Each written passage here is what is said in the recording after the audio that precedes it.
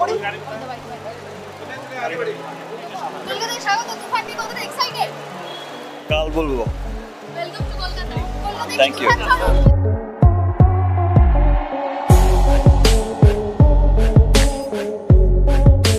শাকিব খানের ঘনিষ্ঠ বন্ধু দীপুর বাসায় গিয়েছেন চিত্রনায়িকা অপু বিশ্বাস।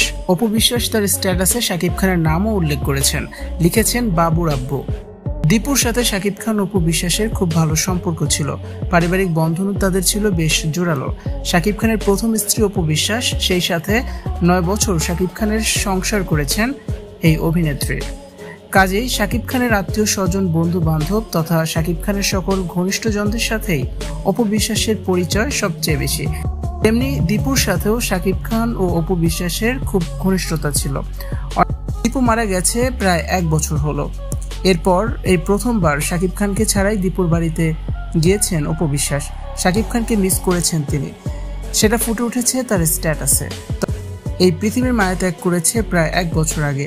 অন্তর্জালে একটি স্ট্যাটাস দিয়ে অপু বিশ্বাস লিখেছেন, অনেকদিন পর আপনার বাসায় গেলাম দীপু ভাইয়া, শুধু আপনিই ছিলেন না, যেখানেই থাকুন ভালো থাকুন, আল্লাহ আপনাকে বেহেশত নসিব করুক। ভাবি, বাচ্চারা, আঙ্কেল আন্টি সকলেই ছিলেন। আমি এবং বাবুর বাবা আপনাদের পরিবারের অনেক বড় একটি অংশ। সবসময় আমাদের মাথার উপর আপনি ছায়া হয়েছিলেন। আসলে কে জানতে চাইলে অপু বিশ্বাস বলেন, হোসেন চৌধুরী মায়ার পুত্র ছিলেন দীপু। সাকিবের অত্যন্ত ঘনিষ্ঠ একজন ছিলেন দীপু ভাই। আমাদের পরিবারের সদস্যদের মতোই ছিলেন তিনি।